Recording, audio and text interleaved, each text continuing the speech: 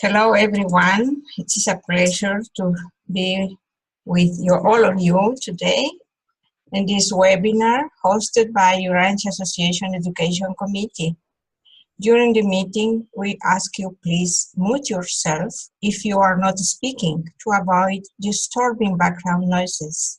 If you want to speak, please raise your hand and unmute yourself.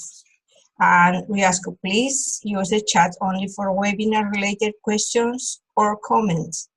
Use headphones if you can to improve sound quality and to reduce echo background noises when speaking. Please do not type when your microphone is not muted. This session will be recorded for future study purpose use. The videos will be made available to the public in the Urantia Association YouTube channel. Turn off your camera if you do not like your image being used for records, and ask to speak off the record at any time when you do not want your say to be part of the videotape. This way, your part will be cut out of the video during editing. Today, we have the participation of Rick Lyon, who will present the theme, The Greatest of All. Rick recently moved to South Bend, Indiana, USA, and has been a student of the Urantia Book since 1978. He is married to Susan. He has served in many positions and events for the Urantia community and organizations. Rick is owner of CosmicCreations.biz, which is an online store offering Urantia-related items. This is his second course for Urantia Association International Education Committee. Thank you, Rick, for your willingness to serve. The session is yours now. Thank you very much. All right, thanks, Jeannie. I appreciate being invited to give a second course here, and it's always such a fun thing to do. So let me begin. I've got a PowerPoint presentation, so let me begin by sharing my screen here. Okay, if you've got the pictures of your people on the side there, you can click and drag that up to the top if you want and get it out of your way. Let's see here. Well, thanks everyone. Recently, my study group, we did a couple of word search study periods, and everyone seemed to enjoy that. So what we did was we took one word and then we searched for that in the search engine of Urantia websites. And it was very interesting. Everyone seemed to enjoy it. So what I hope to demonstrate today is the power of these website search engines, and how focusing on one word can really enhance the meaning of a particular word and the diversity of its uses and its meanings. And even though we're searching for one word, we'll find a huge variety of topics to study just from that one word. And hopefully it'll stimulate a lot of thought and discussion, and everyone will find something inspiring that they can enjoy commenting on. So this is the favorite of my favorite quotes. Everybody's asked which is your favorite quote, and that's probably the one you just read. So, but the favorite of my favorites, I guess, is this one here. Of all human knowledge, that which is the greatest value is to know the religious life of Jesus and how he lived it. So one day I thought about this quote and the word greatest and wondered, what other greatest of all things are in the Urantia book? So, surely anything that's the greatest of all is something important for us to know. So I did a word search and found 18 places where the term greatest of all is used. So then I found a bunch of places where just the word greatest is used in the book. So let's learn about things that are the greatest of all, and then if we have time, we'll continue with things that are just simply the greatest. So I'd like to ask for volunteers to read the quote. If we don't have a volunteer, I'll read it. And then after reading it, we'll just kind of open it up for comments and see where it goes from there. So let me go to the first one here. Of course, I practiced with things several times and it didn't work. Or now it worked, now it doesn't. Okay. There we go.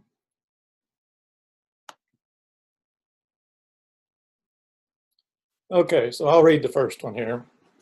Of course, technology is, I practiced with this thing several times and it's letting me down here.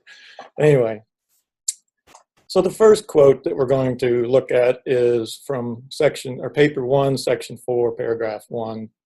And the infinity of the perfection of God is such that it eternally constitutes him mystery.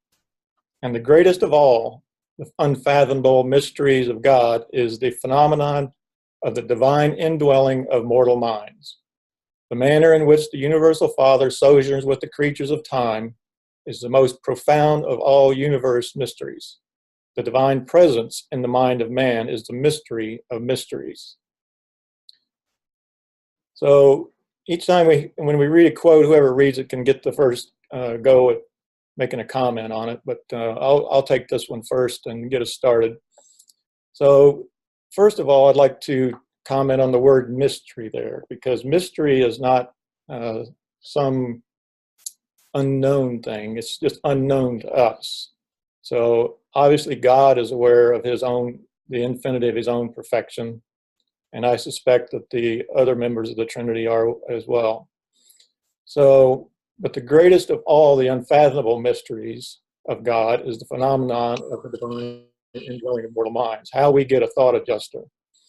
And then the other comment I'll make on this is I think it's important for us here in these early ones to recognize who said this. And this was by a divine counselor.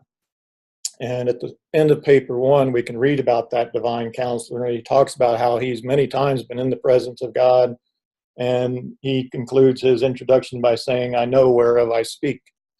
So we need to take this, when he says, or when this person says that, when the divine counselor says that this is the mystery of mysteries, I think he does know whereof he speaks. So let's just open it up. Does anybody have a comment on this quote? Okay. Is raising her hand. Oh, go ahead. Are you? Did you invite me? Yes. To speak? Yes. Oh, well. First of all, of course, when a divine counselor says that it's the greatest of all the unfathomable mysteries, how can we comprehend that? I don't think we could comprehend this mystery if they can't comprehend it. Right. I mean, that's self-evident. Okay. Thanks, Meredith. I would like to say something about that, Rick. Sure, go ahead, Gaetan. On the comments that Meredith made. I remember many years ago, we were talking about this mysteries of the adjuster indwelling the mind of man, and that counselor saying that was the mysteries of mysteries. And the reflection at the time was from someone was that these divine counselor don't have a mystery monitor indwelling their mind, but we do. And that mystery will be for us to discover as we move into the ascension plan, when we reach that destination where we will finally understand the fullness of that mystery, because we are the proponent. Is that the right word? The proponent. We are the one that are indwelled by that mystery monitor. And we are the one to discover that mystery. And in the universe, I think every being have their own mystery to themselves, which they will discover in their own time. And I think that mystery is for us to discover, not for the others. Like Michael, he has his own mystery about his own fusion, when he came to Earth. And this is for him to know the fullness of this mystery, like it will be for us to discover the fullness, because we do have this indwelling adjuster. So it won't be a perpetual mystery for us. That one day we will have to discover the fullness of that mystery. That's all. Thank you. Thank you, Gaetan. Anyone else? So was I recognized? Oh. Sorry. Well, I just wanted to share with the group. I just termed the mystery in the dictionary. And it pertains, first of all, to a religious truth that one can only know by revelation. So that was pretty interesting. And it's a divine, the truth that cannot be explained, like the nativity or the crucifixion. It says here the Assumption, but that's Catholic. And the Eucharist, you know, the Catholic communion, the Eucharist, the mystery of the Eucharist. So the dictionary itself pertains directly the mystery into the revelation. And we humans kind of like misuse it by turning it into mysterious crimes and stuff like that. That was not immediately answerable. So that's what I wanted to share. All right, thanks, Pio. All right, Jeannie, we have anybody else? No, it's okay. No one else. We'll go to the next one then. Would someone like to read this one, please? Okay, I will. Go ahead, Pio. Thank you. 700,000 years ago, the fourth glacier, the greatest of all in Europe, was in recession. Man and animals were returning north. The climate was cool and moist, and primitive man again thrived in Europe and Western Asia. Gradually, the forest spread north over the land, which had been so recently covered by the glacier. Life carriers. All right, care to comment on that, Pio? Well, being associated with geologists, this is true, so it's no mystery. But I did not know the greatest of all in Europe. Okay, there were larger glaciers, but in Europe. So this is a fact, as told by the life carriers. All right, thanks, Pio. I think we'll go on to the next one here. Meredith wants to speak. Oh, go ahead. Okay. My comment pertains to human life on Urantia, and to be noted that almost 1 million years ago, so after 300,000 years of since Andon and Fanta, was this greatest of all glacier in Europe. So these were harsh times for those primitive peoples, and also to be noted that is 200,000 years before the planetary prince arrived. Thank you. Thank you, Meredith. All right, let's go to the next one then. Someone like to read that, please? Or maybe I'll just read them, then ask for comments. So, okay, so this one is: since slaves were so generally employed by the earlier agriculturists, the farmer was formerly looked down on by both the hunter and the herder. For ages, it was considered menial to till the soil. Wherefore, the idea of soil toil is a curse, whereas it is the greatest of all blessings. Even in the days of Cain and Abel, the sacrifices of pastoral life were held in greater esteem than the offerings of agriculture. So what do you think about the fact that soil toil is, in fact, the greatest of all blessings? Has anyone out there experienced that?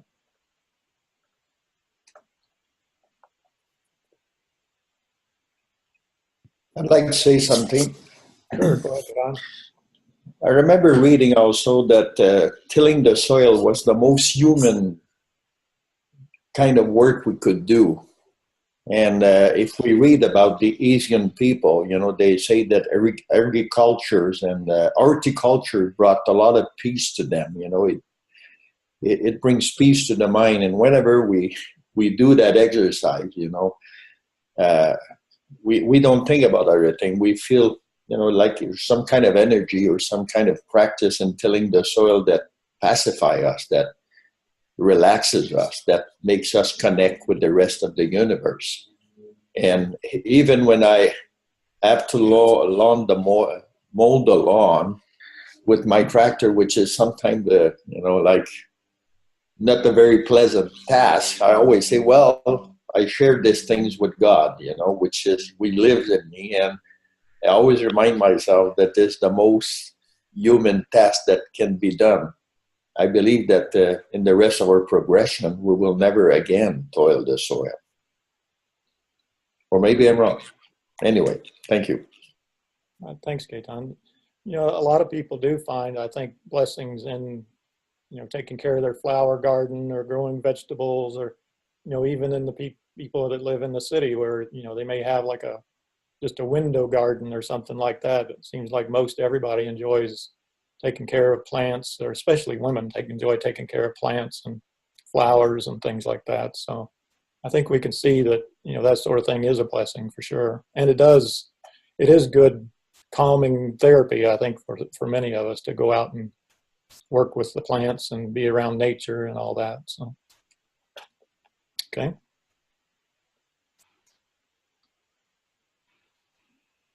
Meredith. Thank you. So historically, obviously, the first peoples were, you know, hunters, and that was their food, or they gathered. There are people still on our planet who are hunters and gatherers.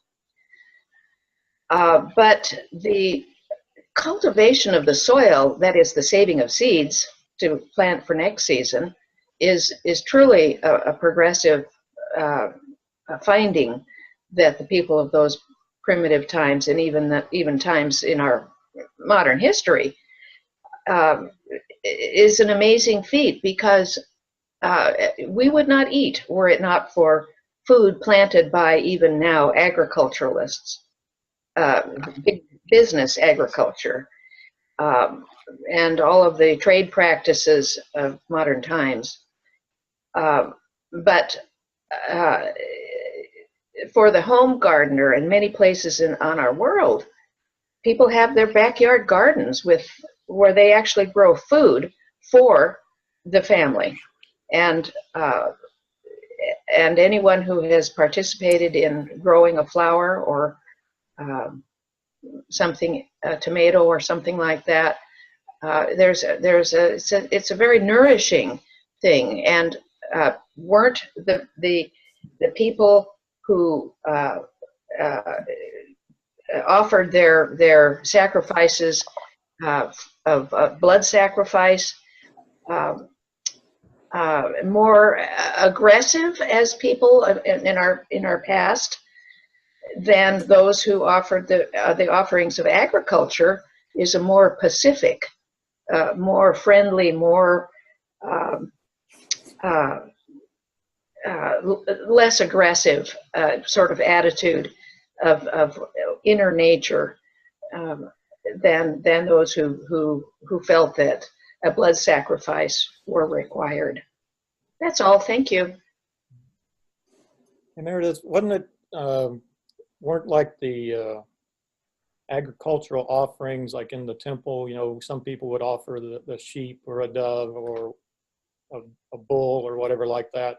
The agricultural offerings for the sacrifices were held in lower esteem than those types of offerings, weren't they?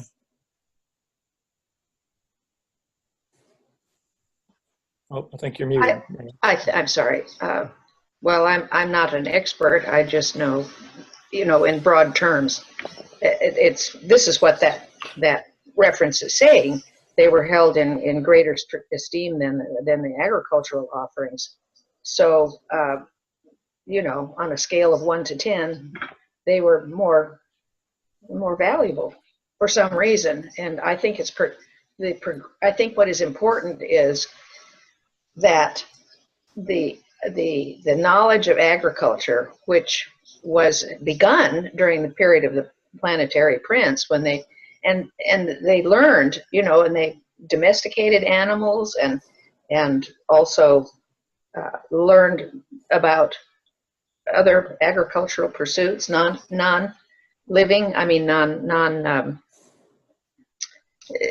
plant kingdom, and how to hybrid seeds and plants to produce more productive plants for food. And it was mostly for food. I don't know when people started having flowers in their garden, which is an entertainment, really. But that's my last comment. Thank you. All right, thank you, Meredith. Can you hear me?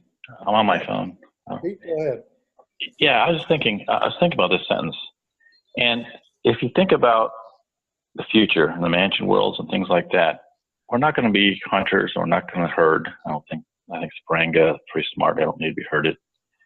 And I think all the things we're going to do in the future as really not creator sons, but modifier sons and stuff that Adam and Eve did, and a biological energy and all the things that we're going to work on. This is kind of a precursor to all of that in some respects. So it has some value moving forward into the next phase of our existence. And so that's just something I just came up with as I was just thinking about this. All right. Thanks, Pete.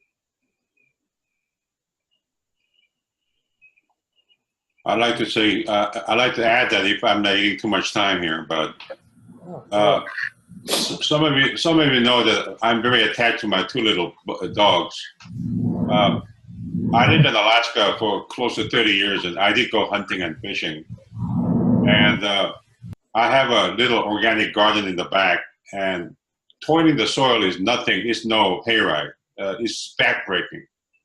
I believe that toiling the soil teaches you patience and the natural element of the sun giving the energy from up there and letting it grow, and you have to gently water it and culture it, and then the reaping of the harvest. So I'm planting some garlic in the back, but I'm telling you, even putting those garlic early in the spring is backbreaking. So, I hire somebody to do it. But ever since I had this dog, I see a commonality of life. When I see my dog's faces, and when I see even a pig in a hog farm, and I see some YouTubes of butchering the pig, it really bothers me now. I see a commonality that life is precious, and for the first time in my life, I'm even contemplating becoming a vegetarian, thanks to Daniel Casco. But I believe that toiling the soil is the hardest work, more so than hunter and gatherer. And it teaches you patience, hard work, and it teaches you gentleness and patience. So that's my opinion. All right, thanks, P.O. Hey, Danny. Hi. When I was in kindergarten in Sunday school, they sent us home with a cigar box full of radishes planted in dirt. So that was the first thing I ever grew, was radishes. And then in Cub Scouts, I grew corn. And I've been hooked ever since. I almost didn't make this meeting because I've got an acre of land here that I'm trying to turn into a farm. I've got 37 blueberry bushes. I've got 25 hazelnut bushes. I've got raspberry bushes, blackberry bushes, apple trees, apricot trees, plum trees, and I've got all kinds of tomatoes, everything. I've got as much as I can plant. It's hard work, and I'm always learning. I've been doing this all my life, and I'm still learning how to grow things. I got sugar maple trees that I planted. I've got everything that I plant is a learning experience. So that's my contribution here. So you would agree that tilling the soil is one of the greatest of all blessings?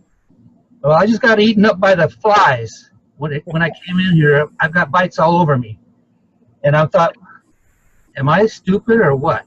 But it is hard work, yes.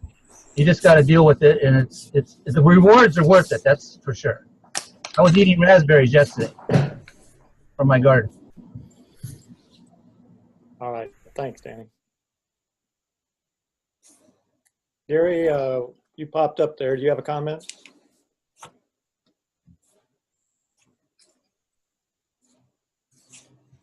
Yeah, can you hear me? Yeah, Gary, go ahead.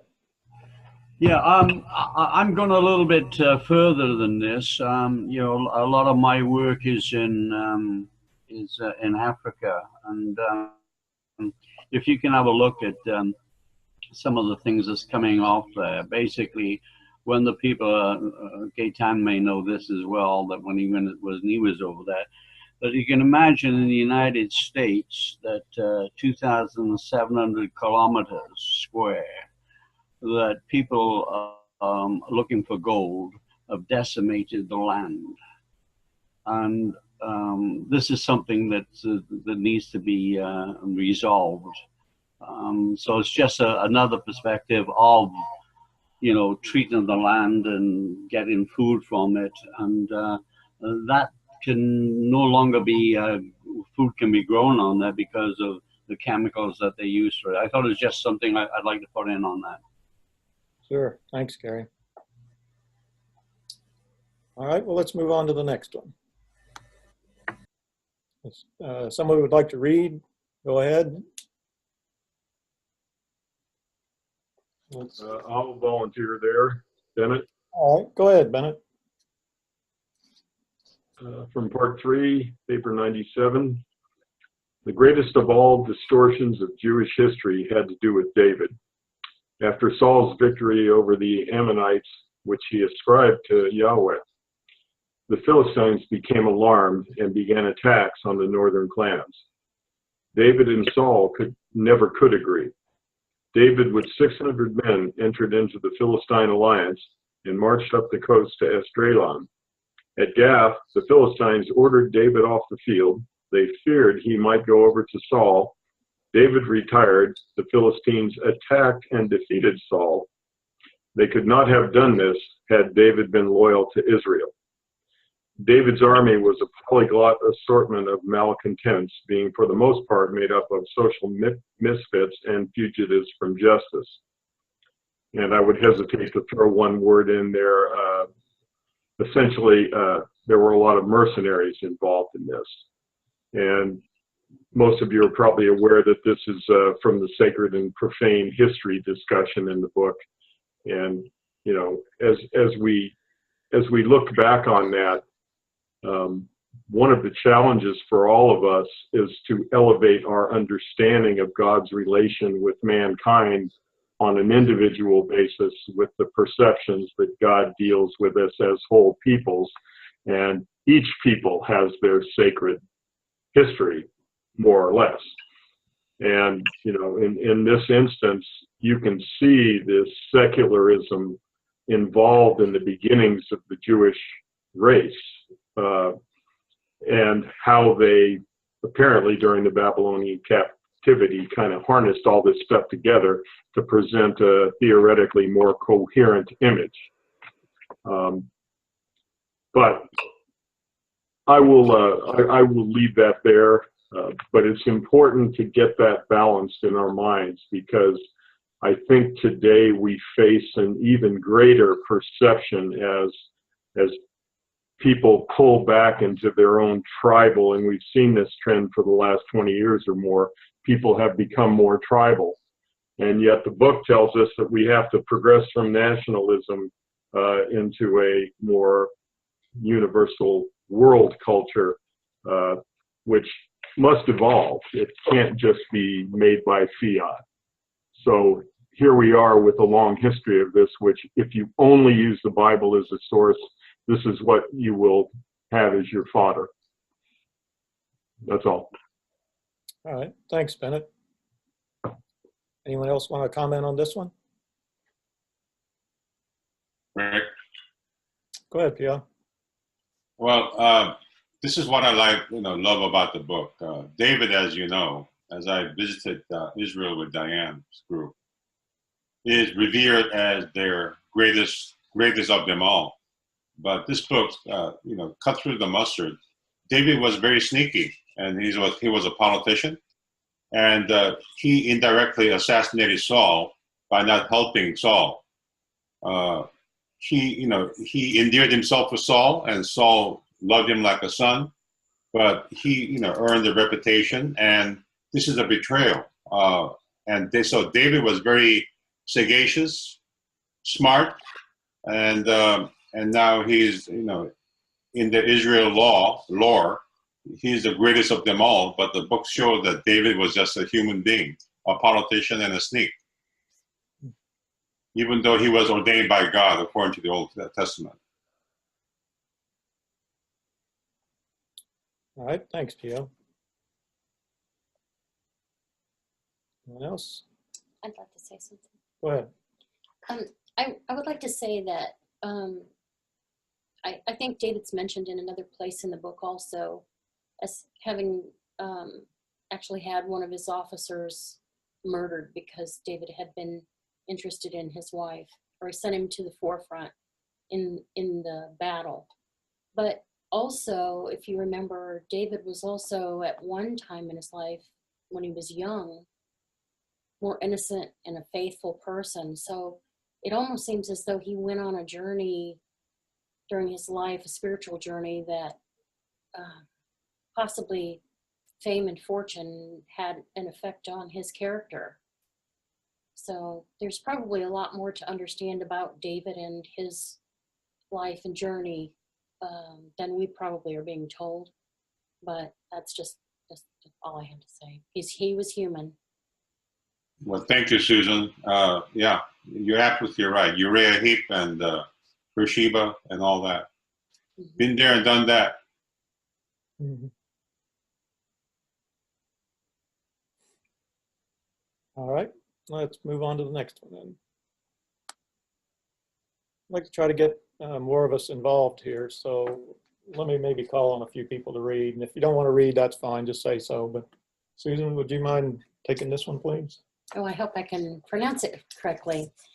The Phrygian and Egyptian mysteries eventually gave way before the greatest of all the mystery cults, the worship of Mithras. The Mithraic cult made its appeal to a wide range of human nature and gradually supplanted both of its predecessors. Mithraism spread over the Roman Empire through the propagandizing of Roman legions recruited in the Levant, where this religion was the vogue, for they carried this belief wherever they went. And this new religious ritual was a great improvement over the earlier mystery cults. I know we studied this in our study group recently, and we mentioned that if it hadn't been for the fundamental scaffolding of Mithraism, it may have been far more difficult for the gospel to have spread through, because evidently these legions who were basically conquering the whole world believed in this, and when Christianity compromised with Mithraism, they basically turned over all of their temples to Christianity, and it probably helped Christianity spread over the Roman Empire, which was a great thing. Because of the structural organization they had exactly already in existence. Okay. All right, thanks, Susan. Anyone else? All right. Go ahead, Pete. His resurrection, some of those things that we have actually are blended from Mithraism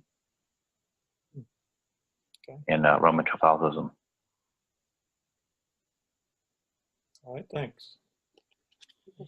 Go ahead, Susan. One more thing, and I should have mentioned, just the way that Christianity spread through that scaffolding of Mithraism, I think that we could probably say that our gospel, our new revealed gospel, can use those established scaffoldings of older religions to uplift them as well for the future.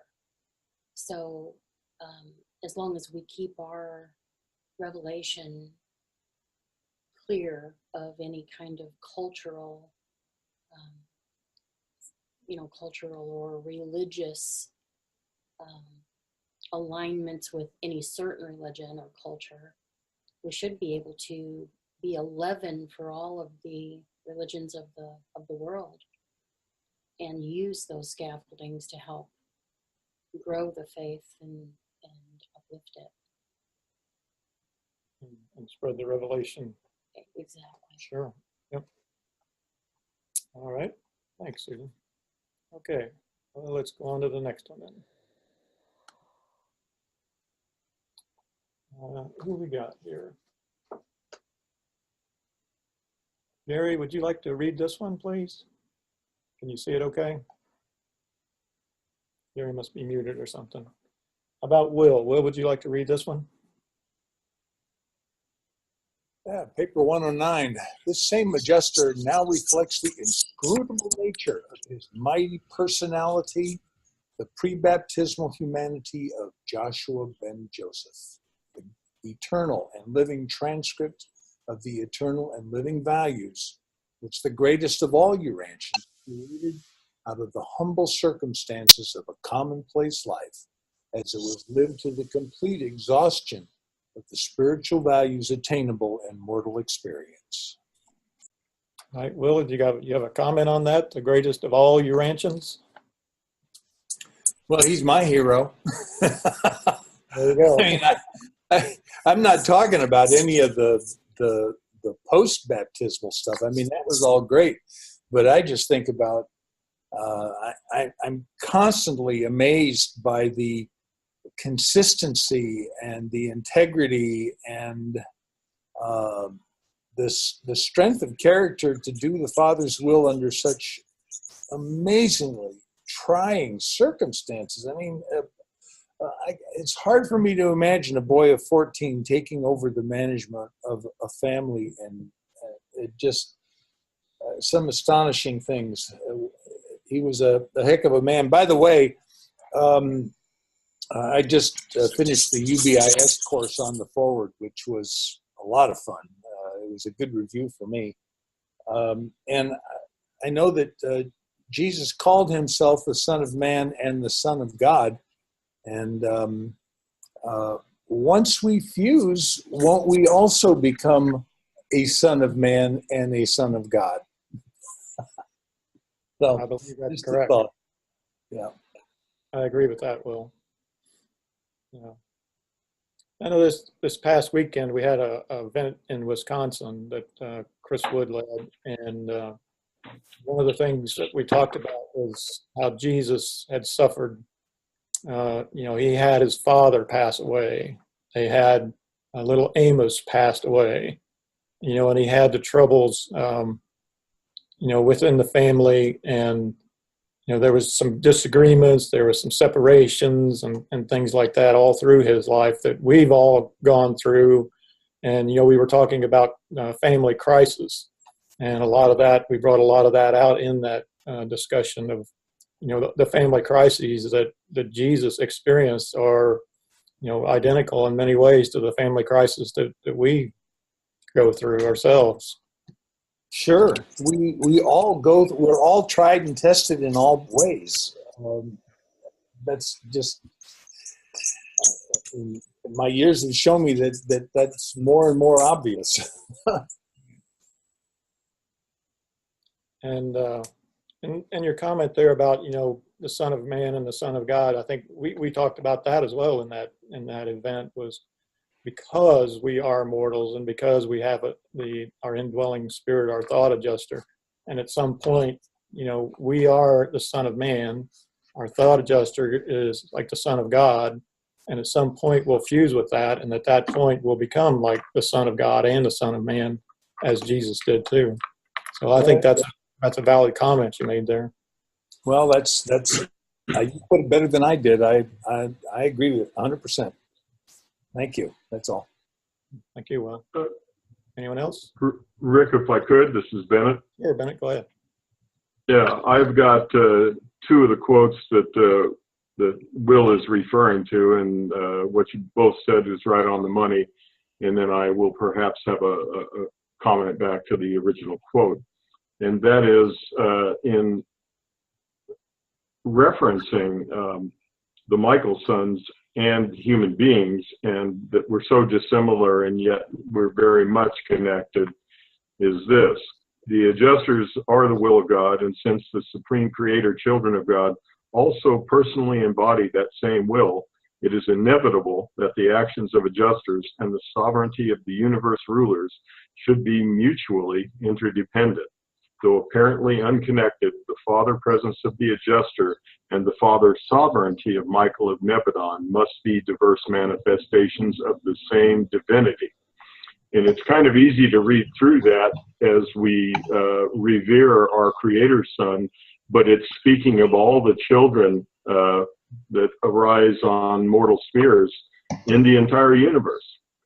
And then the second half of that is the adjusters. Let me back up one.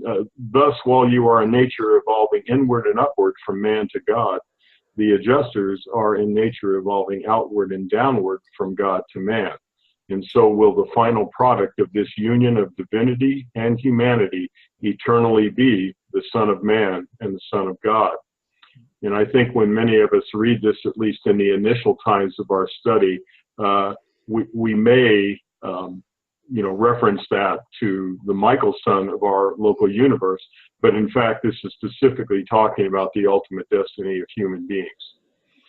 And so I'll leave that there, but we see in this quote the inscrutable nature of his mighty personality, the greatest of all Urantians, created out of the humble circumstances. And again, I think what we sometimes miss is in our quest, and I'm speaking specifically in the Urantia community, there's a great sense of wanting light in life to come. There's a great sense, and well, it should be, to be reinstated into the circuits of the universe, and we imagine what that might do to the progress of our societies. But in point of fact, what this is describing is the individual effort necessary to attain light in life with God. And that is the living to complete exhaustion of the spiritual values attainable in mortal experience. And also alongside of that, we remember a quote from a different part of the book where it speaks of Jesus' faith having reached a universal absolute. He was so much involved in that spirit-born living faith that it attained a level of absoluteness, even while he was yet a human being. So while we shouldn't seek personal light in life in any kind of selfish sense, that's what we do, because when each person attains light in life one at a time, then the world as a whole may attain to that eventually, because it doesn't happen in a group. It happens only in our personal relationship with God. That's all I have. Thank you. That's quite a bit, and I appreciate it. Very good. All righty. Anyone else? Yes. Go ahead, Meredith. Well, I have tried to use the search engine connected with this Zoom program, and search the Urantia Book, and it would not give me. It would give me one word. One word would come up. I'm just saying this as far as I would like to discuss this point that Will made and that Bennett added to. The point being that we will become when we in perfection will be known as sons of man and sons of God. That is what would like to dispute. But I appreciate your comments, Bennett, and also yours, Will. But I'm going to add my comment and my understanding, which is different. And I may not be as well read as you, so please forgive me, and God forgive me for my own frailties. But that, I think, is not how it works. Michael is of an order, our Creator's Son, the Son of Man, Son of God, Jesus, Joshua ben Joseph, is a Michael son, a son of the infinite, of the eternal Son. We will never, never be that. And we may aspire to a level of perfection, but we will always be individual and new beings, originals. We will be originals, and the reason we will be originals is because once we become fused with our adjuster, then the three, the personality, the adjuster, and the soul, becomes a new being never before in existence in the universe. And I'm sorry I can't give you a quote because I was unable to use the search engine connected with this Zoom meeting. What I was looking up was the phrase, "Be you perfect, even as I am."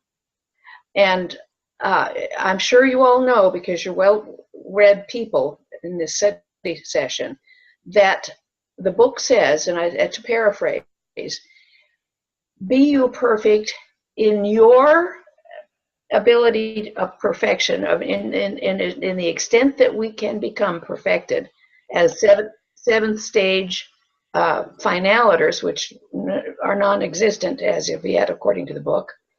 But we will never be a Michael son, but within the realm of possibility and with the realm of potential of what is yet to come in our future, as we start out here on planet Earth in our natal condition, we will not be we will be sons of God, which we are in potential, but not in actuality right now. But we will never be sons of the nature of Jesus of Nazareth as a Michael son. And I just wanted to point that out as my understanding of the direction that we humans are going, and that there is a difference. Thank you. All right, thank you, Meredith.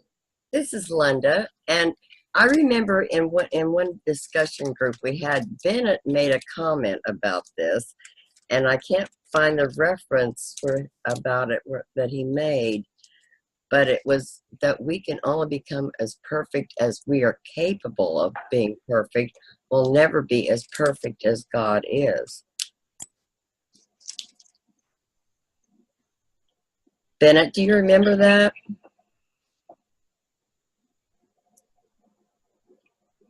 Thank you, Linda. I don't remember the exact quote, but I can offer a brief comment on it.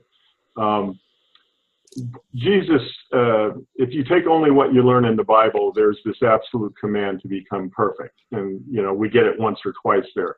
But as you read through the entire Urantia Revelation, there are many statements of that, some just simply in that absolute mode, but many of them, including one which Jesus says, in which as you perfect each part of your process, you will eventually become perfect, even as your Father in heaven is perfect. So if I think of it, I will try to chime it back up at a later moment in this conversation. But I do want to say that the process of growing up in a local universe and of ultimately graduating, in as much as the Mother Spirit and the Michael Spirit personalities are the last ones to speak to us when they graduate us into the true spirit world. They're the ones that are saying we have reached that level of perfection that we may go on to Havona. And I'm not looking for an ego interpretation of this reality, but we're going to have to live it and attain it all the way up, even through the perfecting process of the billion worlds of Havona, even before we get to paradise.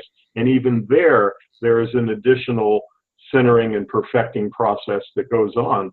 But at some point, when we're sent back out into the finaliter status, we have attained the level of perfection from our level that is the same level of perfection, not in terms of equal personalities or source of creation, but in terms of reaching our potential that the Michael sons have, and that all other beings who are subject to the perfection or evolutionary perfection process. And it's important to trust that again, I'm not looking for ego exaltation, but just the honest recognition of realizing what the text is telling us, that we're going to be charged with those responsibilities because we have attained the level of existence, the love of God, the understanding of God, the truth of God, that we're ready to move on to the next level. And we get to a point where it's not until the universe moves into its ultimate age, instead of the age of the Supreme, that we then have more room for growth. Hope that made sense. Rick, just had a thought to toss into the mix. Go ahead, sure. When you're talking about the fused nature, when we reach fusion, the fusion state. One of the things that has struck me about that experience and that point in our developmental trajectory is that at that point, when Jesus says the Father and I are one, at that point, we embody the parent-child relationship that's fundamental to all creation. In a sense, we become a fused being that is the parent-child relationship. And then we begin a course of being educated and grown, in a sense, growing up spiritually. That's an eternal process, but it's a process that's going on within the context of a fused being. So really, that's an astounding thing to contemplate, is that parent and child are in one fused being, interacting in some sense and yet fused, and going on into eternity in that parent-child relationship. So kind of wanted to throw that into the mix. And then I on the quote you have up on the screen, one of the things that really struck me is that Jesus created this remarkable experience.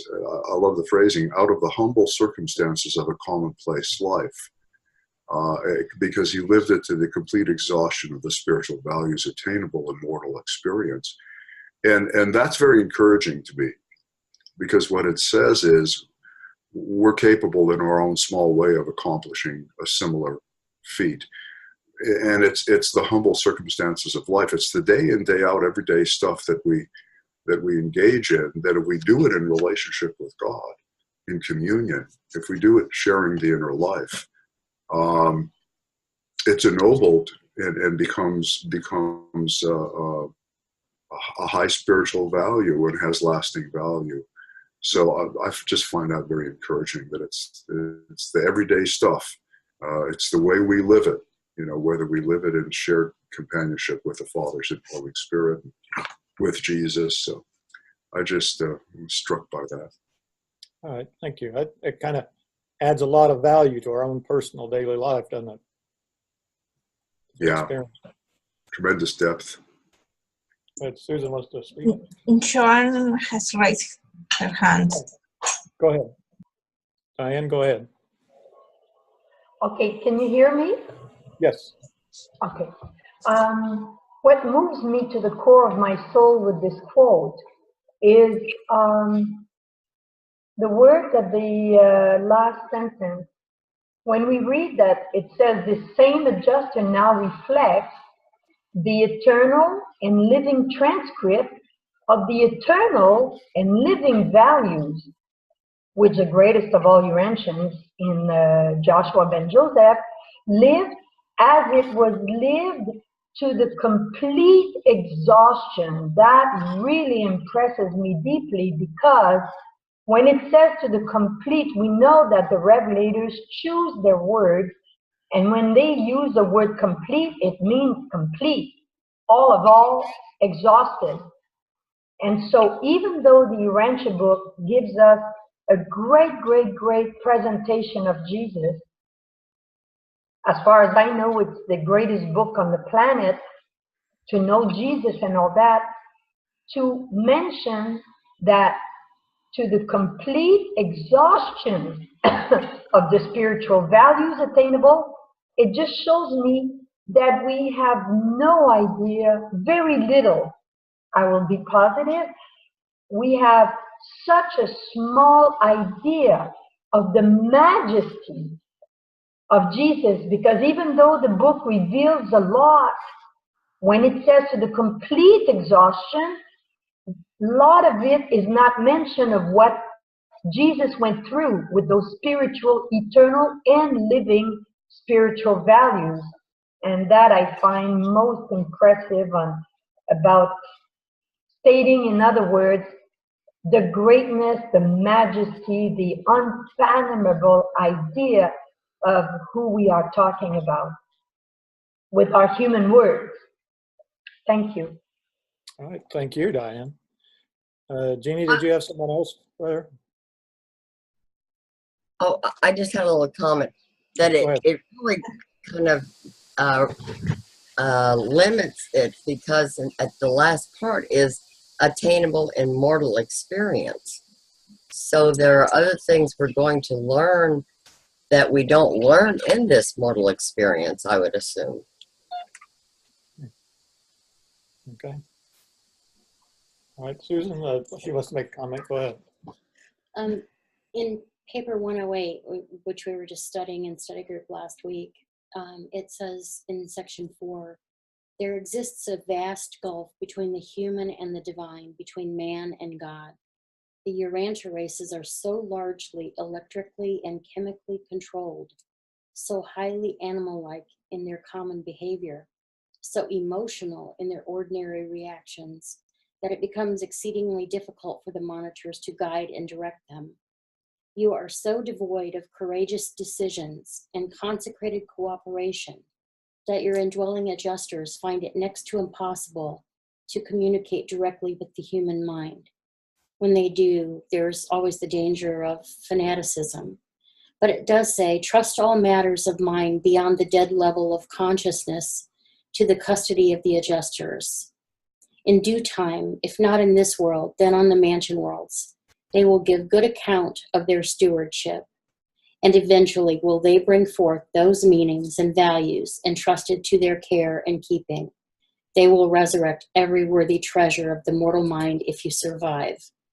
And then it says, I cannot but observe that so many of you spend so much time and thought on mere trifles of living, while you almost wholly overlook the more essential realities of everlasting import, those very accomplishments which Jesus accomplished, which are concerned with the development of a more harmonious working agreement between you and your adjusters. The great goal of human existence is to attune to the divinity of the indwelling adjuster.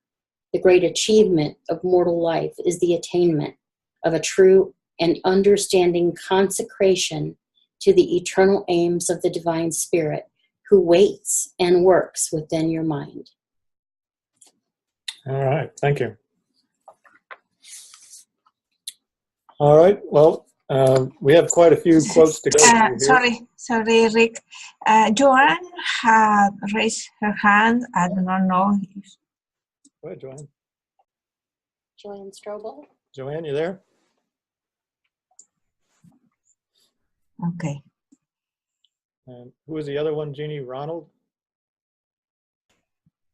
I was going to say something real quick.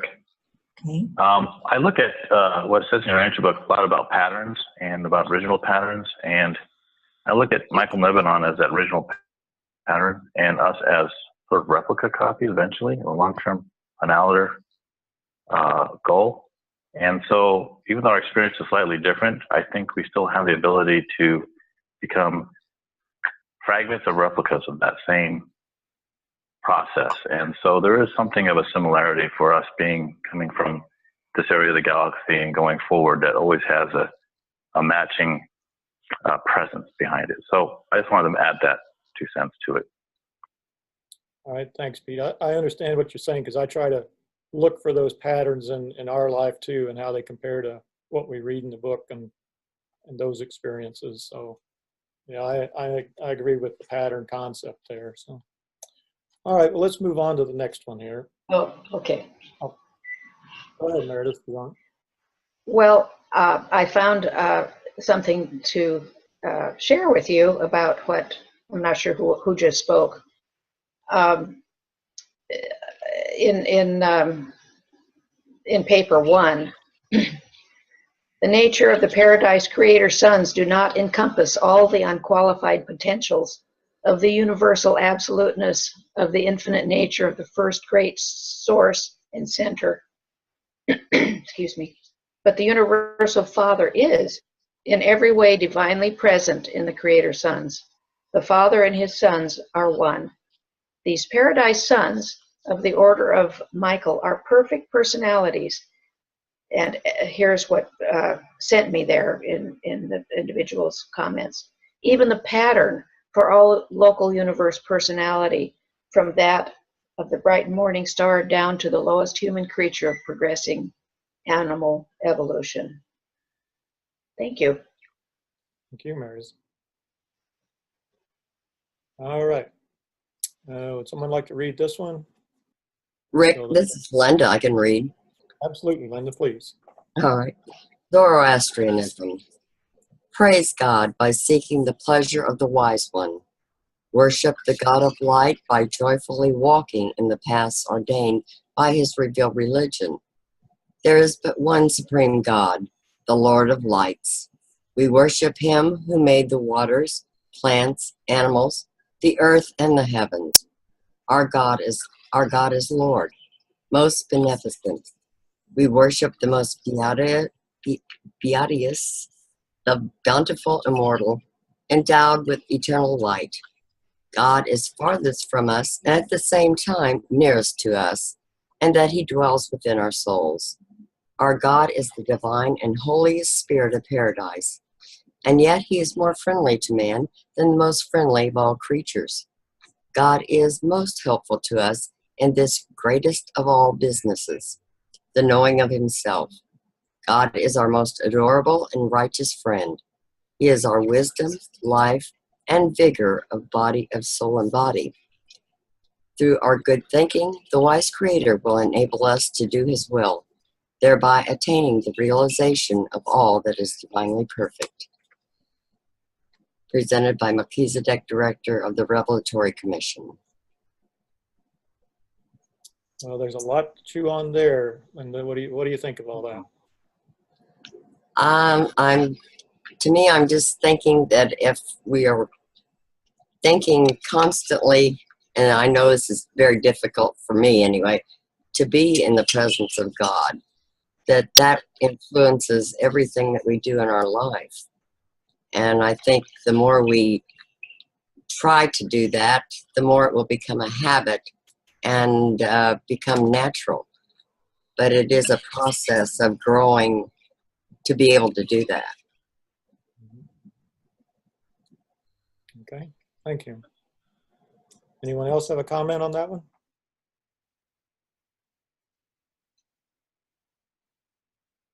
All right, the rest of these quotes. Lynn wants to speak. Go ahead, Lynn. The first sentence reminds me, praise God by seeking the pleasure of the wise one. In my experience, by meditating every morning, this is really what it brings me and gives me, the pleasure of the wise one. That's what I wanted to say. Thank you. That's a beautiful thing to say. Yeah, so beautiful. Someone like to read this one, please? Someone who hadn't read yet? I'll read it, Rick. All right, thanks, Lynn. Jesus, I have come into this world to do the will of my Father and to reveal his loving character to all mankind. That, my brethren, is my mission. And this one thing I will do, regardless of the misunderstanding of my teachings by Jews or Gentiles of this day or of another generation. But you should not overlook the fact that even divine love has its severe disciplines. A father's love for his son oftentimes impels the father to restrain the unwise acts of his thoughtless offspring. The child does not comprehend the wise and loving motives of the Father's restraining discipline. But I declare to you that my Father in paradise does rule a universe of universes by the compelling power of his love. Love is the greatest of all spirit realities. Truth is a liberating revelation, but love is the supreme relationship.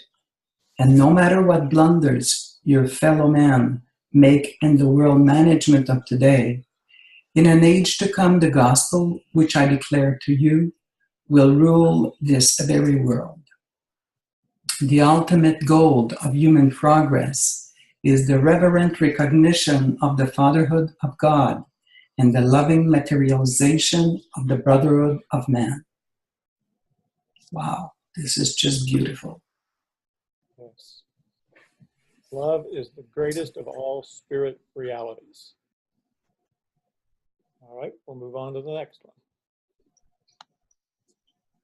Let's see, on time-wise, we're a little over halfway through, so we'll try to move along here, but please jump in and share any comments you have there. So anyone like to read this one? Throughout the evening, following this great outburst of healing, the rejoicing and happy throng overran Zebedee's home, and the apostles of Jesus were keyed up to the highest pitch of emotional enthusiasm. From a human standpoint, this was probably the greatest day of all the great days of their association with Jesus. At no time before or after did their hopes surge to such heights of confident expectation. Jesus had told them only a few days before, and when they were yet within the borders of Samaria, that the hour had come when the kingdom was to be proclaimed in power. And now their eyes had seen what they supposed was the fulfillment of that promise. They were thrilled by the vision of what was to come, if this amazing manifestation of healing power was just the beginning. Their lingering doubts of Jesus' divinity were banished. They were literally intoxicated with the ecstasy of their bewildered enchantment. All right, thanks, Susan. The greatest day of all the great days of the apostles. The healing at sundown, yeah. Over 500 people. Any other comments? Okay, we'll go on to the next one then. I'll read this one. The spirit level. And then last, but greatest of all, we attain the level of spirit insight and spiritual interpretation, which impels us to recognize in this rule of life the divine command to treat all men as we conceive God would treat them. That is the universe ideal of human relationships.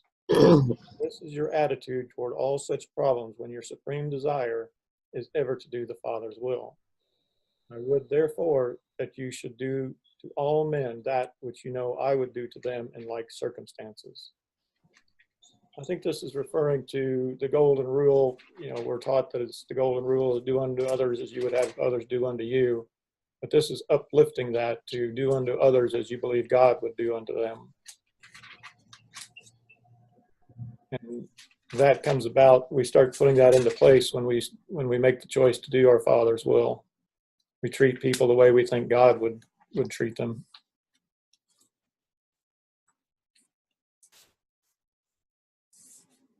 All right, anyone comment on that one? The greatest of all? Okay. All right, who can we get to read this one? Danny, would you like to read one? Sure, with pleasure. So it's paper 151 in part 4. After the people had asked a few questions, Jesus spoke another parable. The kingdom of heaven is like a grain of mustard seed, which a man sowed in his field. Now, a mustard seed is the least of seeds, but when it is full grown, it becomes the greatest of all herbs and is like a tree, so that the birds of heaven are able to come and rest in the branches thereof. I'm glad I read it because it makes me think of our beautiful pilgrimages to the Holy Land of Jesus. You remember, Rick, and all Pio and all the Will, everyone, Lynn, when we went to Dominus Flevit, where Jesus cried over the city. And do you remember that I asked the gardener to bring us mustard seeds, and I put them in the palm of my hands, and they're so small they look like a stain, just like a little pen stain in the hand. And when he showed me, they're actual beautiful trees. And it's just mind-blowing that such a minute little seed will produce an actual big tree with mustard yellow flowers. It's fabulous when Jesus said, if you only had the faith of a mustard seed, you could move mountains. And so it's very, very appropriate that Jesus said the kingdom of heaven is comparable to a grain of mustard seed, you know.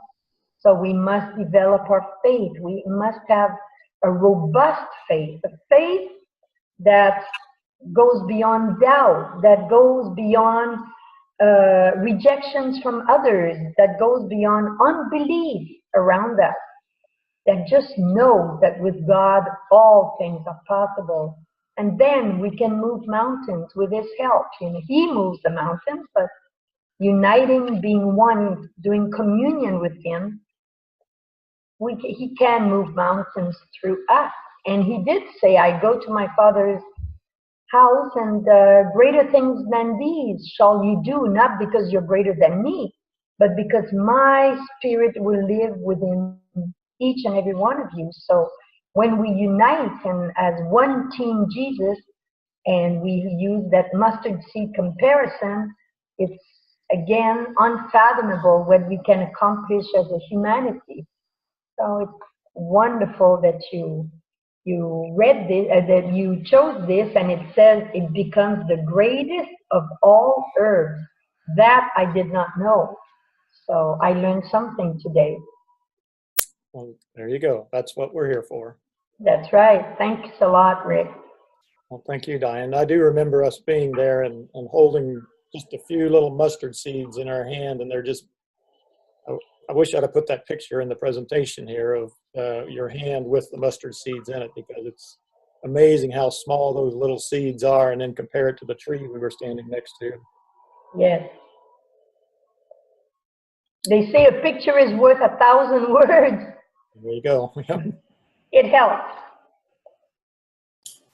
This quote makes me think, Rick, that there is a lady in our study group that she's quite new. She's just beginning to read the book. And she said, oh, I feel so small when I read all those things. And, you know, for me, it's like, okay, we all know this, that we're going to grow our faith. And the more we grow it, we are going to become like beautiful beings. And so it makes me think that taking what this woman had said and knowing that this mustard seed that is growing within each and one of us, it is also something that we can encourage people that don't know what we know, that don't have a faith that we have. And by letting them know that even with the smallest faith that they have, that they could become, you know, beautiful persons as well.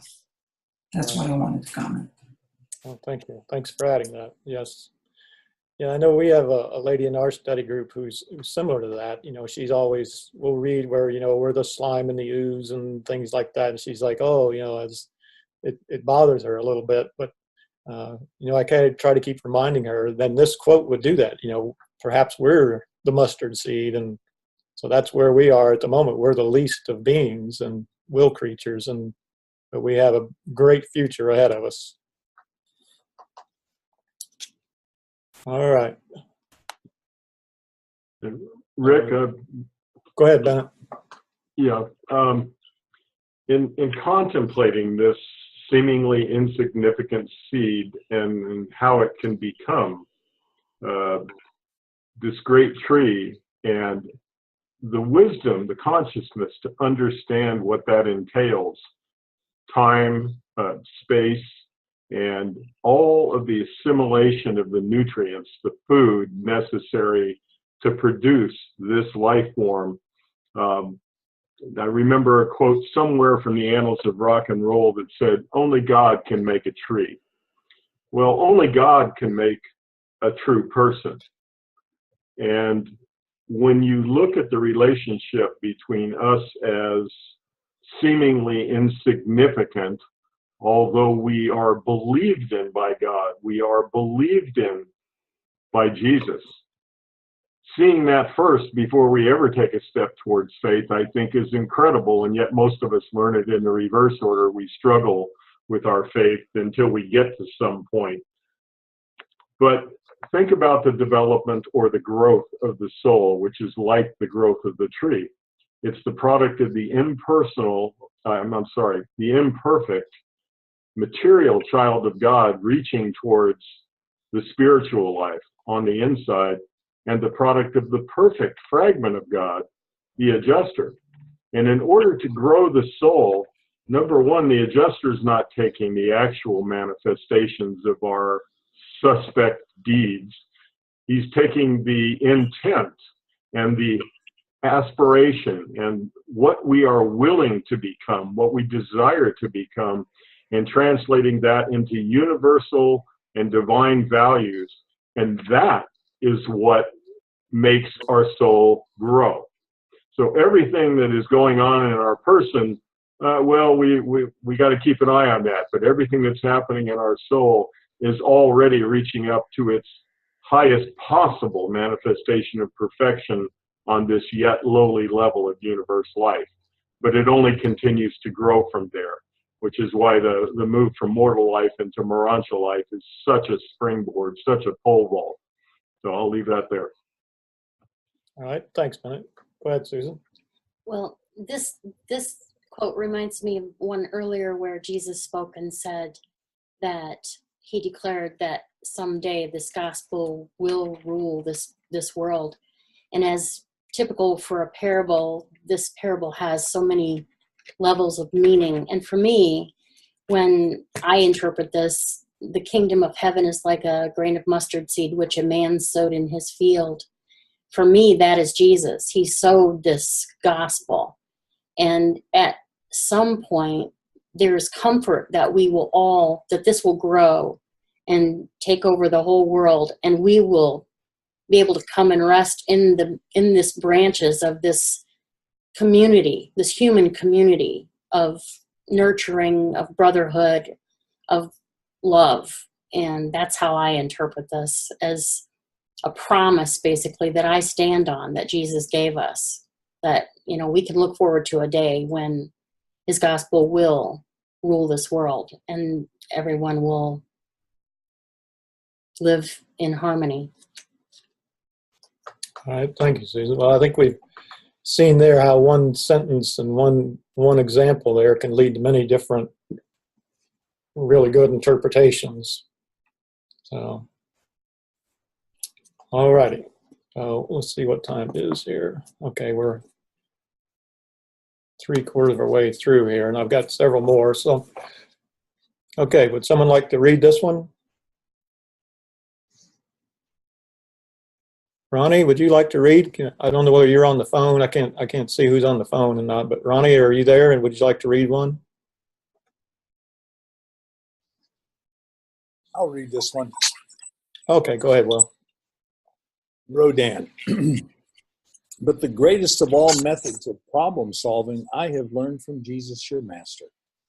I refer to that which he so consistently practices and which he has so faithfully taught you, the isolation of worshipful meditation. In this habit of Jesus going off so frequently by himself to commune with the Father in heaven is to be found the technique not only of gathering strength and wisdom for the ordinary conflicts of living, but also of appropriating the energy for the solution of the higher problems of a moral and spiritual nature. But even correct methods of solving problems will not compensate for inherent defects of personality or atone for the absence of the hunger and thirst for true righteousness. The greatest of all methods of problem solving. Yeah. Well, I just recently, I don't recall exactly what the decision was, but I was in a real quandary about what to do, and I just reflected inward, and I mean, this quote just brings that right. I mean, it's so perfect that really all we have to do is turn inward for direction and for guidance, and my experience in that particular case was that I knew exactly what I needed to do, and it was the perfect solution. But that only came because I turned within. Right. All right. Thanks, Phil. Anyone else? I have a question. Go ahead, Pio.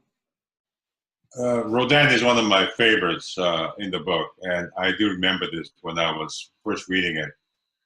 Worshipful meditation. How would our, attendees interpret this worshipful meditation? How do you think Jesus, our master, did this when he went up, solo into the nature? Was he speaking with his father, or was he doing the Buddhist thing, like contemplating on his navel, like a Buddhist monk? Or what is this worshipful meditation done? Anybody? Great question, Pio. Does anyone have an answer to that one? I would like to answer the question. Let me. In my understanding, having studied the worship and communion, worship requires inner silence, effortless attention, focus in the Father, silent receptivity. When we remain in relaxation, physical relaxation, mental relaxation, and we focus the attention without asking anything nor expecting to receive anything. But worship, according to the instructions in the Urantia Book, requires a devoted, loving communion with the Father in this inner silence. So, in my understanding, when Rodin says worshipful meditation, to me, meditation is attention, loving, devoted, silent attention, and then the Father can guide us in the better way, in the better possible way, because we are fully receptive to his action within ourselves. This is my understanding, and the key to this communion is our total dedication to do the will of the Father. If you are open to the will of the Father, unconditionally open to the will of the Father, then he can work within ourselves in the better possible way, and then happens this gathering strength and wisdom to find a good solution to the problems of our life. Thank you. Thank you, Eugene. Very well. This is Linda, and I have a comment. Go ahead, Linda. That was beautiful, what she just said. That was very beautiful. But I think, though, that the most important thing is your intention. If that is what you are desiring, I think God knows that and will facilitate you in doing it. And you may have to practice and follow some steps to get there, over and over, whatever. But I think it's your intention, and that's the most important thing. That's all. All right. Thanks, Linda. Hi. Susan? Go ahead. Just earlier we spoke about the spiritual level, but in that paper, I'm not sure exactly which paper it was, but it's the visit to Jerusalem. The levels that Jesus was talking about, I think, are important for this different levels of solving problems. It talks about, tackling purely problems of the conflicts of living, the level of the flesh, but the second was the level of feelings. And it said this plane is one higher than that of the flesh and implies that sympathy and pity would enhance one's interpretation of this rule of living. But the third level is the level of the mind. It says now comes into action the reason of mind and the intelligence of experience. Good judgment dictates that such a rule of living should be interpreted in consonance with the highest idealism embodied in the nobility of profound self-respect. And then the fourth level is the level of brotherly love.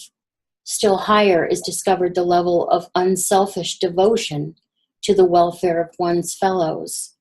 On this higher plane of wholehearted social service, growing out of the consciousness of the fatherhood of God and the consequent recognition of the brotherhood of man, there is discovered a new and far more beautiful interpretation of the basic golden rule.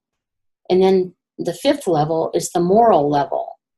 And then when you attain true philosophic levels of interpretation, when you have real insight into the rightness and wrongness of things, when you perceive the eternal fitness of human relationships, you will begin to view such a problem of interpretation as you would imagine a high-minded, idealistic, wise, and impartial third person would so view and interpret such an injunction as applied to your personal problems of adjustment to your life situations. And then, of course, the sixth level, the spiritual level. So it's pretty complex. I guess I always thought the spiritual level included the moral and the brotherly love and all that, but truly it is a higher level. All right, thanks, Susan. Okay, well, let's move on to the next one. I think everybody spoke or read at least once there. John, are you there with us? Would you like to read one? Give you an opportunity to read one if you'd like. Rick, I can read that one. Okay, go ahead, Gary.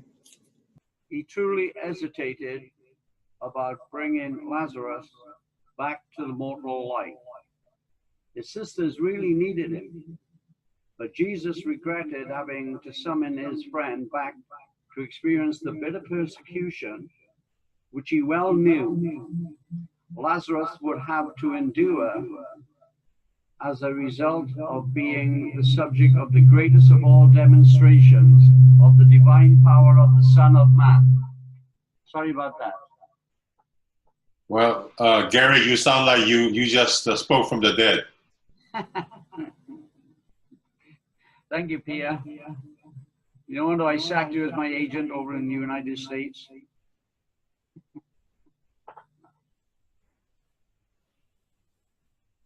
So that, to me, that's a very prolific saying. You know, Jesus, be thy perfect as I am perfect. I'm going to say he was thinking all the time about other people. And this is just one of the situations that come to life there. Yeah, I think that's true, Gary. That does show that, you know, he was putting his concern for Lazarus, you know, that was very high priority for him, was his concern for Lazarus and what he would go through after he performed the resurrection of Lazarus. So, all right, thanks, Gary. Does anyone else have a comment on that one? Yeah, Rick? Go ahead, Theo. Well, then this just proved that Jesus can see the future, right? He didn't think, you know, this is as a natural course of events that he would be, you know, persecuted and all that because he came back from the dead. But Jesus saw it coming then. Correct? Yeah. Okay.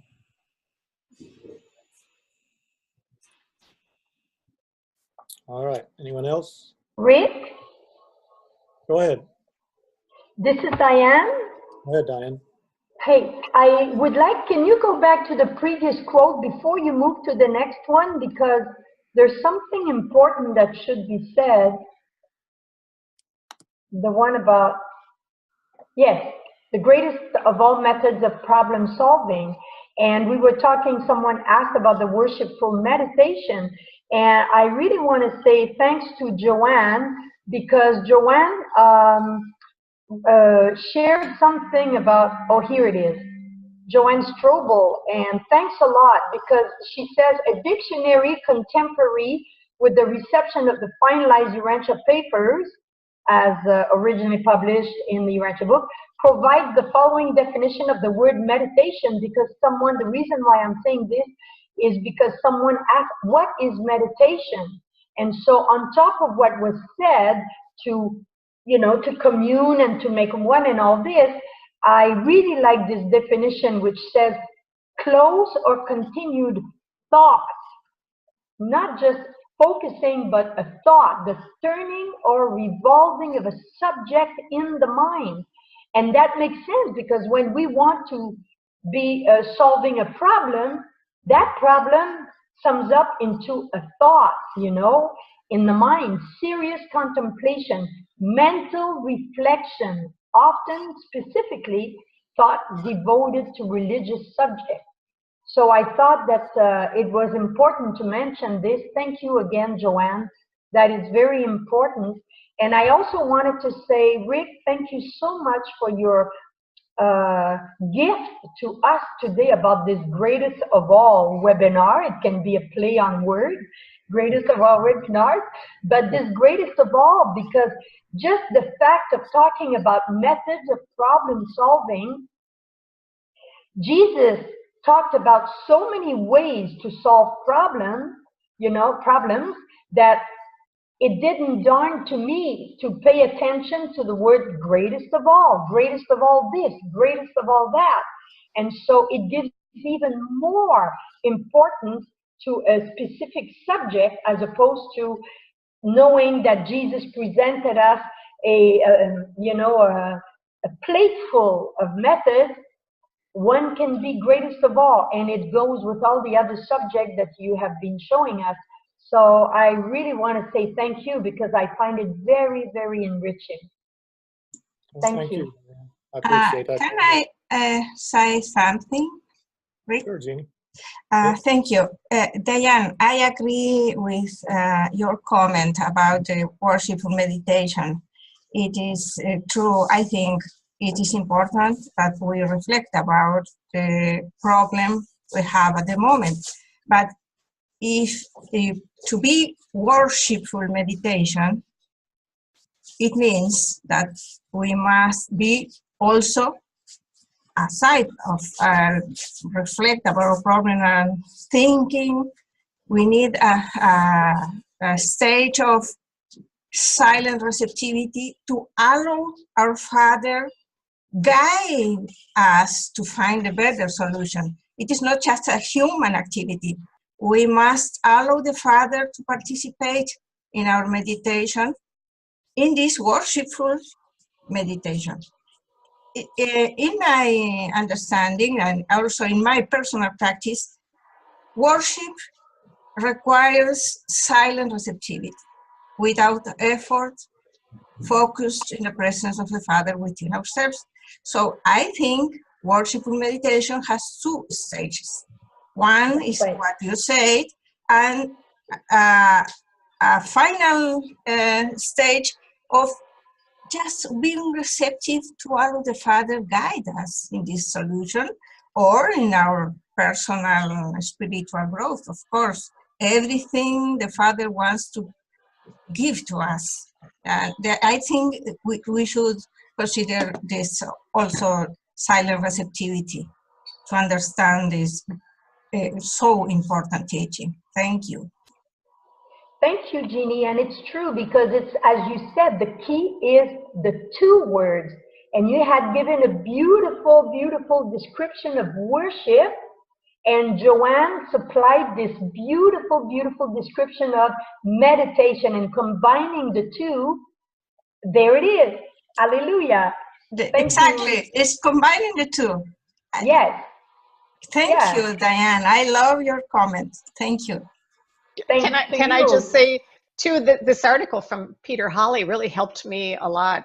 About a year ago, we discovered it in study group. But, the whole idea of meditation really changed a lot. When we were younger, it was like that emptying of your mind. But, Jesus communed with the Father. And what I heard you just saying too, Jeannie, is, in any good communication with someone, it's two ways. You have to listen, and then you can respond. And it's so important. The listening aspect is important too. Thank you. Thanks, Diane and Jeannie and Joanne, for that. Very good. Rick, can I add something there? Sure, Bennett, go ahead. First on this, and thank you, Diane and Jeannie and Joanne, taking us through this topic again. I think there's always more to peel back on this one. One of the ideas in the Urantia book is that our communion or our contact with the adjuster takes place in the highest realms of our spiritual or spiritualized thought. And I always remember thinking, back to Obi-Wan Kenobi, that it's your feelings. But no, it's your highest realm of thought. And to that, there is also a well-hidden quote in the book that I've only discovered in the last couple of years that talks about the fact that the adjuster communicates with us not over the material organs of our sensory perception, not with our eyes, not in our ears, not even in our brain, but from the center of our mind, and it never touches the material reality. So that to the extent that we're held in the material reality, we get that no message or a garbled message. And it's only as we heighten that spiritual reach, which is, I think, been well described by everybody, most notably of intent. And if we ask God for something, that's a good thing to ask God for, better communication, and then sit still long enough for it to happen. That's all. All right, thanks, Bennett. Okay, well, we're at 15 minutes left here. Let's move on to the next one. Yeah, I did that one. Okay, so on this Thursday afternoon, about 2:30 was the stage set in this little hamlet of Bethany for the enactment of the greatest of all works connected with the earth ministry of Michael of Nebadon, the greatest manifestation of divine power during his incarnation in the flesh, since his own resurrection occurred after he had been liberated from the bonds of mortal habitation. I remember when I read this, it struck me as like this being the greatest manifestation of divine power. That kind of struck me, and then I finished the sentence and understood what they were talking about there. So I think we pretty much covered that one there. So let's go ahead with the next one here. So anyone like to read this one? I think pretty much everyone spoke at some point. So Rick? Yes. I would appreciate if you would just shortly tell us what you meant by, you said at the end, it only later on I understood what it meant. Would you mind sharing? Oh, sure. Finishing? Please? Yep. Okay, well, where it says it was the greatest manifestation of his divine power, in my mind, it was, his own resurrection was the greatest manifestation of his divine power. So that kind of caught me there. It's like, here it's saying that the resurrection of Lazarus was the greatest manifestation of his divine power. But in my mind, the greatest manifestation of his divine power was his own resurrection. So that's why at the end of the word divine power, I kind of went like, what?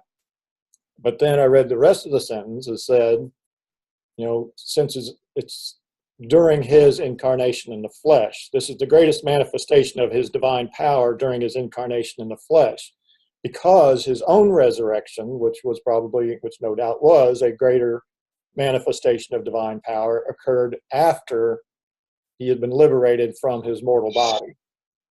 So that's why it kind of caught me at first when it was, saying that the resurrection of Lazarus was the greatest manifestation of divine power.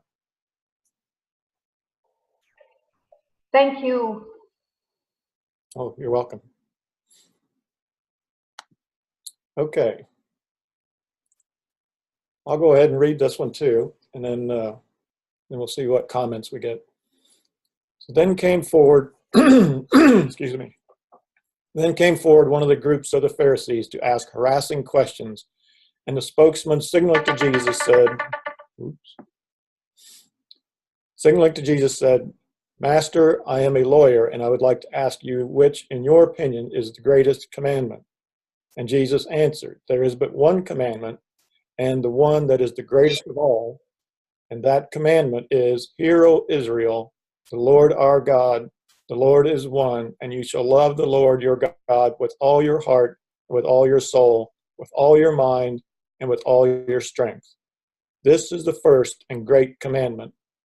And the second commandment is like the first. Indeed, it springs directly therefrom, and it is, you shall love your neighbor as yourself.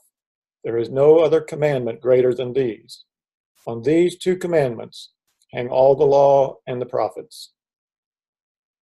So there is but one commandment, and the one that is the greatest of all is, Hear, O Israel, the Lord our God, the Lord is one, and you shall love the Lord your God with all your heart, with all your soul, with all your mind, and with all your strength. Any comments on that one? I just have an interesting note that it says, with all your heart and with all your soul. I always considered when they said heart, they meant soul, but it looks like there's three separate entities there. So I can only conjecture heart may be ambition, soul, your ideal self, mind is your current consciousness.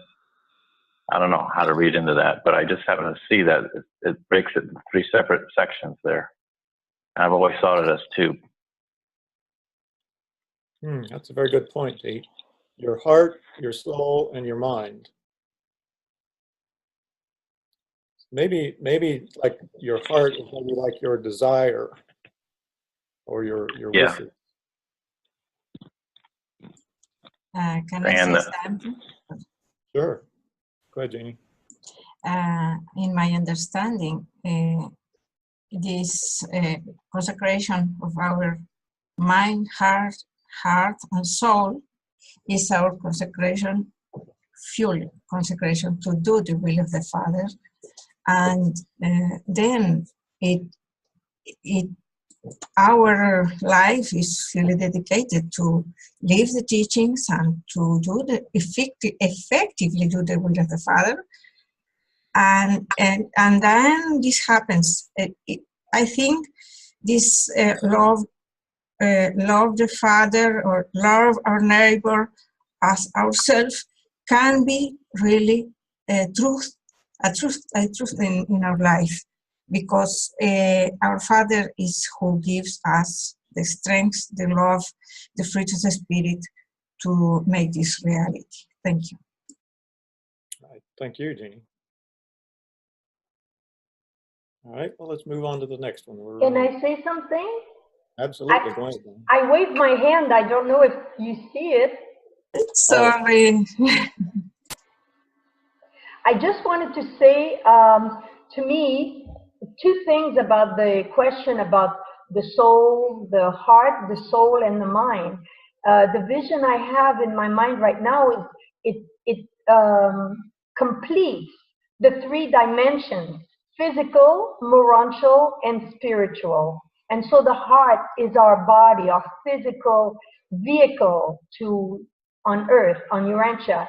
Our soul, it's our morontia between physical and spiritual. And our mind is the house and the home of our thought adjuster, God fragment. And at the same time, I also understand that the soul, the heart is like the tabernacle of our soul. And so they're intertwined together. So physical, morontial, and spiritual, to me, gives the complete image of our loving God unconditionally at all levels at the same time. Thank you. Thank you, Diane. So when we do something with all our heart and all our soul and all our mind, we're doing it with our complete being. Very good. Okay, want to say anything? Or? With all your strength. And with all your being and with all your strength, right? Yes. Okay. During the years that Jesus lived among his followers, they did indeed have much proof of his divine nature. But just now are they about to witness new evidences of his humanity. Just before the greatest of all, the revelations of his divinity, his resurrection, must now come the greatest proof of his mortal nature, his humiliation and crucifixion. So in this just, 3-day period, we're seeing the greatest of all revelations of his divinity and the greatest proof of his mortal nature, all in one 3-day period. Any comments on that one?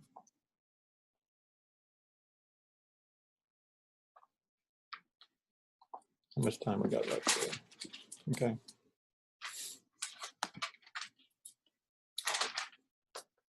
All right, give me just a second here. Let me look here where we're at. We got 2. Okay, we got 2 left to do here. Okay. So Andrew had been released from all responsibility in the group management of his fellow apostles. Accordingly, in this greatest of all crises in their lives, he was silent. After a short informal discussion, Simon Zelotes stood up on the stone wall of the olive press and, making an impassioned plea for loyalty to the Master and the cause of the kingdom, exhorted his fellow apostles and other disciples to hasten on after the mob and effect the rescue of Jesus. The majority of the company would have been disposed to follow his aggressive leadership had it not been for the advice of Nathanael, who stood up the moment Simon had finished speaking and called their attention to Jesus' oft-repeated teachings regarding non-resistance.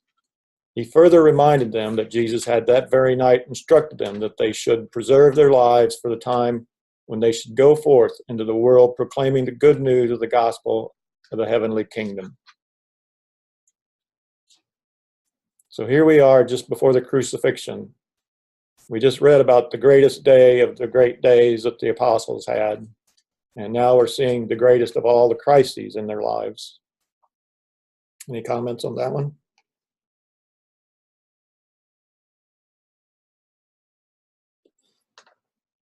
All right. And Rick, go ahead, Ben. Yeah, Sure. Can you bring the last one back? Absolutely. It's significant that, and it not just to the personality of Simon Zelotes, but to the way they all tended much of the time to revert back to their previous conceptions that were long ingrained in them through the, learning of the Jewish culture and religion. But this turning always to the material side of things as though they could impact what was already transpiring for many, many years in the divine will, the divine plan. And it's interesting that Nathanael, although in other instances it might have been another apostle who called them to wake up and pay attention to what was going on and to remember what Jesus really told them, rather than taking up their mantle of self-decision and self-assertion. And we can track this all the way into the day of Pentecost, when the religion changed from a religion that Jesus taught them to the religion mostly about Jesus. Yeah, that tendency, that human tendency, and we can track it all the way into the present day with, how much of the Christian faith is based in a material interpretation, completely ignoring Jesus' oft-repeated ideal of taking the scripture in spirit. And what a different world we would live in were those things to be done. Amen to that. All right, thanks, Pat. Can we go back to one more? Sure. Susan wants to go back one more too. This one where it talked about just before the greatest of all the revelations of his divinity, his resurrection, must now come the greatest proofs of his mortal nature, his humiliation and crucifixion. I'm always reminded of the time he spent alone in Gethsemane in prayer before the arrest. And just a little bit of this, he prayed in the garden, and it said earlier in the evening it had not seemed so difficult to drink the cup. But as the human Jesus bade farewell to his apostles and sent them to their rest, the trial grew more appalling. Jesus experienced that natural ebb and flow of feeling which is common to all human experience, and just now he was weary from work, exhausted from the long hours of strenuous labor and painful anxiety concerning the safety of his apostles. While no mortal can presume to understand the thoughts and feelings of the incarnate Son of God at such a time as this, we know that he endured great anguish and suffered untold sorrow. For the perspiration rolled off his face in great drops. He was at last convinced that the Father intended to allow natural events to take their course. He was fully determined to employ none of his sovereign power as the supreme head of a universe to save himself. The experience of parting with the apostles was a great strain on the human heart of Jesus. The sorrow of love bore down on him and made it more difficult to face such a death as he well knew awaited him. He realized how weak and how ignorant his apostles were, and he dreaded to leave them. He well knew that the time of his departure had come, but his human heart longed to find out whether there might not possibly be some legitimate avenue of escape from this terrible plight of suffering and sorrow. And when it had thus sought escape and failed, it was willing to drink the cup. The human heart of Jesus wished that more might have been done for them before they should be left alone in the world. Jesus' heart was being crushed. He truly loved his brethren. He was isolated from his family in the flesh. One of his chosen associates was betraying him. His father Joseph's people had rejected him and thereby sealed their doom as a people with a special mission on earth. His soul was tortured by baffled love and rejected mercy. It was just one of those awful human moments when everything seems to bear down with crushing cruelty and terrible agony. Thank you. I think that further explains and highlights that how that is the greatest proof of his mortal nature, going through all that, all at the same time, and knowing what was laying ahead of him. All right, thanks, Susan. Okay. So I think this is, this will be our last one here, and then we'll wrap things up. We're a little bit over our 2 o'clock or our 2 hours here. So Jesus brought to God as a man of the realm the greatest of all offerings, the consecration and the dedication of his own will to the majestic service of doing the divine will. Jesus always and consistently interpreted religion wholly in terms of the Father's will. When you study the career of the Master as concerns prayer or any other feature of the religious life, look not so much at what he taught as for what he did. So the greatest of all offerings that Jesus offered to God was the consecration and dedication of his own will to the doing of the Father's will. And I think back to, I think Pete said about patterns, that's an example there that we can follow as well, that the greatest gift we have that we can offer to our Father is the consecration and the dedication of our own will to doing our Father's will.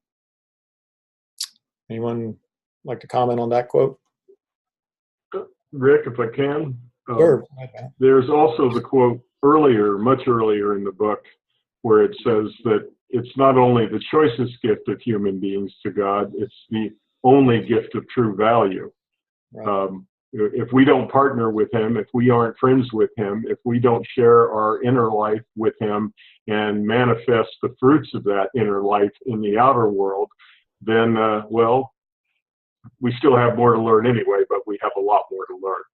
So it's the perfect symmetry that you find throughout this book and throughout the teachings of Jesus himself, in terms of never just saying one side of it, never a unilateral, but the unified version, the true dedication of his spiritual unity with the Father and with all of us.